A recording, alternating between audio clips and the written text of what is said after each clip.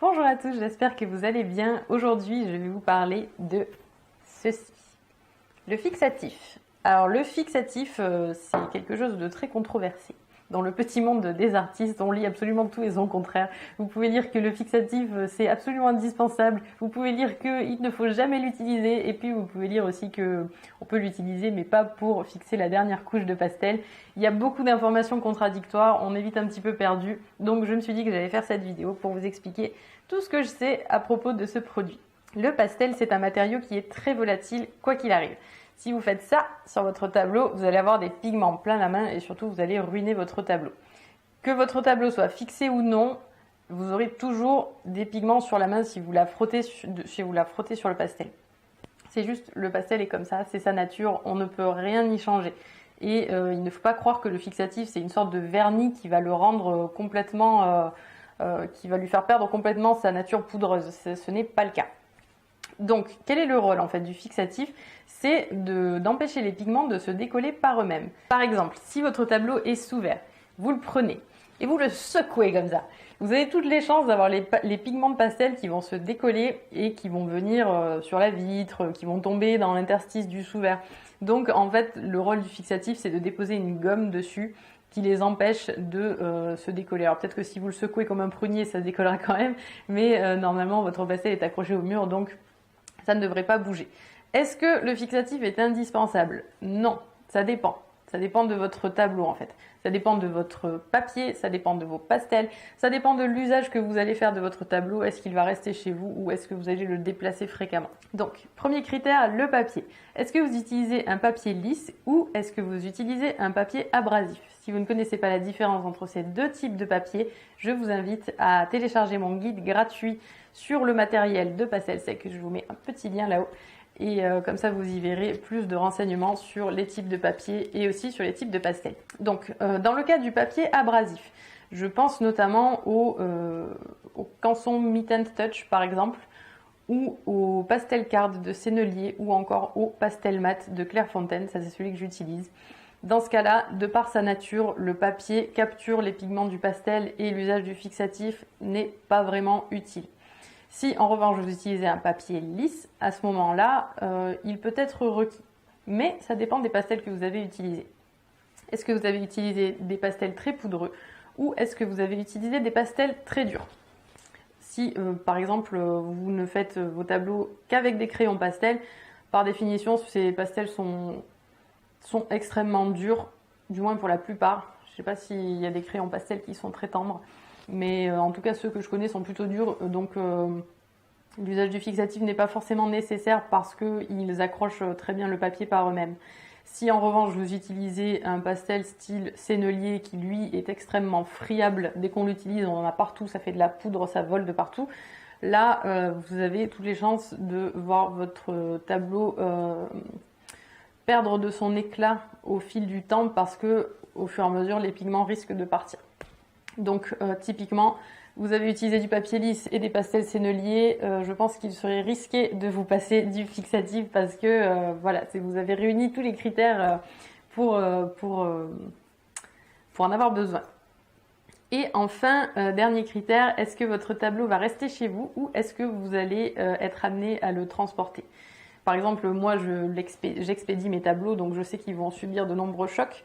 Et vous avez aussi le cas des personnes qui font des expositions et qui vont devoir à chaque fois accrocher, décrocher leurs tableaux, les transporter en voiture. Donc on peut supposer que pour ce cas-là, une petite couche de fixatif, ça fait pas de mal, ça permet de limiter les dégâts. Alors pourquoi est-ce qu'il est aussi controversé en fait? C'est parce que le fixatif, tout d'abord, c'est un produit chimique, donc il ne faut pas le respirer. Ne rigolez pas avec ça, il faut absolument l'utiliser en extérieur. Si, comme moi, vous ne pouvez pas l'utiliser en extérieur, il faut l'utiliser dans une pièce qui est vraiment bien aérée, parce que c'est vraiment pas bon de respirer ce produit-là. Protégez bien votre mobilier si vous l'utilisez en intérieur. Également, le fixatif a tendance à modifier les couleurs du pastel. Ça dépend des fixatifs, il y en a des meilleurs que d'autres. Moi, j'utilise donc celui que je vous ai montré tout à l'heure, le Sennelier. On se trompe pas avec Sennelier, c'est quand même une très bonne marque, que ce soit pour le pastel, pour le papier et là en l'occurrence pour le fixatif. Vous avez un lien dans la description de la vidéo si vous souhaitez l'acheter en ligne sur le site de mon partenaire Le Géant des Beaux-Arts. Est-ce que le sennelier modifie les couleurs? Normalement, non. Sincèrement, s'il est bien utilisé, moi je ne vois aucune différence entre le avant-après. Parce que aussi j'ai une façon bien à moi de l'utiliser, je fais en sorte qu'il y ait vraiment une toute petite couche de gomme qui se dépose délicatement sur le papier. Donc de cette façon, je sais que mon tableau ne bouge pas. Mais il ne faut pas faire d'erreur. L'erreur la plus commune, c'est de pulvériser de trop près. À ce moment-là, oui, les couleurs vont être modifiées.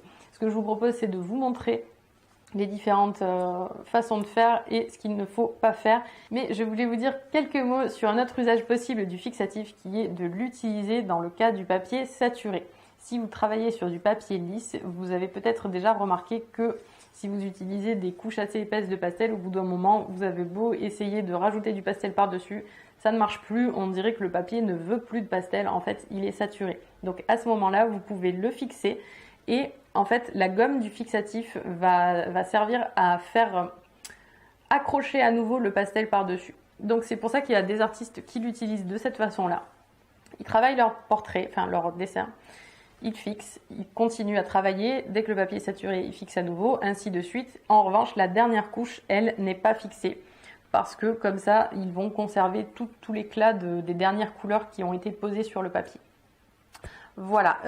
Également, il y a certaines personnes qui utilisent de la laque pour cheveux en guise de fixatif. Je n'ai jamais utilisé de laque pour cheveux pour mes tableaux. Par contre, j'ai pas de mal à le croire que ça altère les couleurs pour le coup. Je sais que les fixatifs bon marché en général ont vite tendance à foncer en fait le tableau. On dirait presque qu'il est devenu mouillé. Et j'ai pas de mal à croire que ce soit le cas également si vous utilisez de la laque, puisque c'est... Enfin, je sais qu'il y a une partie de la composition qui doit être similaire, mais à mon avis, c'est pas fait pour. Bon, après, chacun est libre. Moi, personnellement, je le ferais éventuellement si j'étais en phase d'apprentissage et que voilà, je voulais garder mes travaux pour plus tard, pour pouvoir les revoir et voir quel progrès j'ai fait. Par contre, je ne fixerai jamais les tableaux que j'envoie à mes clients avec de la laque. Voilà pour ce que je voulais vous dire sur le fixatif. Maintenant, je vous propose de vous montrer dans un premier temps comment faire pour fixer un tableau de façon traditionnelle. Ensuite, je vais vous montrer ce qu'il ne faut pas faire et on va voir exactement quel est l'effet indésirable d'une mauvaise fixation. Et pour terminer, je vais vous montrer comment je fais moi pour fixer mes tableaux, pour faire en sorte qu'il y ait vraiment une très très légère couche de fixatif qui viennent se déposer. Comme je travaille sur pastel mat, on peut dire que j'en aurais pas forcément besoin, mais c'est vraiment simplement pour assurer un maximum pendant le transport de mes œuvres. Alors la façon classique de fixer un tableau, c'est de se mettre à la verticale. Pourquoi? Parce que si je me mets, en fait, si j'avais mis mon dessin à plat sur la table et que j'avais mis la bombe au-dessus, en fait, j'ai toutes les chances d'avoir des grosses projections qui risqueraient de tomber sur mon tableau et de laisser des marques. Ces grosses projections-là, en général, elles laissent des taches, donc c'est pas terrible. Ensuite, donc on se met donc verticalement, on se positionne à environ 40 cm du tableau. On se met à 40 cm. On ne commence pas directement sur le tableau, toujours pour éviter ces fameuses projections qui peuvent survenir au début, en fait, au moment où on appuie sur le fixatif.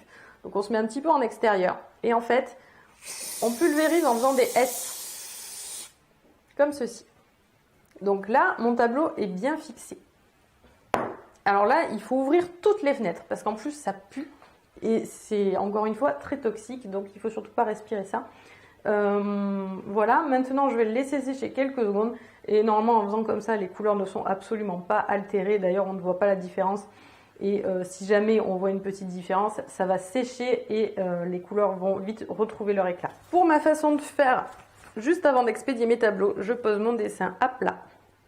Et en fait, je pulvérise au-dessus et je pulvérise en fait de façon parallèle au dessin. Ce qui fait que finalement, le gros de la pulvérisation vient sur mon fond. Alors bien penser à protéger le fond d'ailleurs, hein. Et le reste va se déposer délicatement sur le portrait. Je ne fais pas ça de façon... Enfin, j'essaie de pulvériser de façon assez rapprochée pour qu'il y ait quand même un maximum de gomme qui tombe sur le dessin. Parce que bon, si je pulvérisais hyper haut, du coup ça perdrait de son intérêt. Mais de cette façon, je trouve que c'est bien parce que c'est très délicat. Ça dépose une fine couche, c'est suffisant pour le protéger comme je travaille sur pastel mat. Et donc voilà, j'ai pensé que ça pourrait peut-être intéresser certains d'entre vous. Maintenant, voici ce qui se passe si je fais n'importe quoi. C'est-à-dire si je me mets super proche et je pulvérise trop de fixatif. On peut voir que du coup, là, mon papier a pris une couleur extrêmement foncée. On peut voir que le résultat est absolument affreux. Alors, ça va s'estomper. Ça va s'estomper en séchant, mais j'étais tellement près et j'en ai tellement mis que j'ai complètement ruiné mon tableau. D'ailleurs, c'est pour ça que j'ai pris une petite étude qui ne m'intéressait pas. Parce que si j'avais fait ça sur un vrai portrait, là, je me donnerais des baffes. Donc, je vais vous montrer ce que ça donne après une petite heure de pause. Vous allez voir que ça va un petit peu s'estomper, mais on verra toujours la différence. Il y a un petit peu plus d'une heure qui s'est écoulée entre la pose du fixatif sur mes petits nuages et maintenant. Donc, je vais vous montrer le résultat. Donc, on voit que le tableau, enfin la limite, c'est un petit peu estompé. Mais on voit quand même qu'entre là, pardon, vous voyez pas, entre là et là, le bleu est quand même assez différent. Donc, même si il est beaucoup moins foncé que tout à l'heure, on voit que même parfaitement sec, il y a bien eu une modification des couleurs. Donc, c'est pour ça qu'il faut faire quand même attention lorsque vous utilisez votre fixatif. Et bien voilà, cette vidéo touche à sa fin. Je vous remercie beaucoup de l'avoir suivie. J'espère sincèrement qu'elle vous permettra d'y voir plus clair sur l'usage du fixatif. N'hésitez pas à me faire part de vos expériences. Est-ce que vous en utilisez ou pas? Est-ce que vous avez déjà eu des mésaventures avec le fixatif? Si vous avez des questions également, vous pouvez les poser.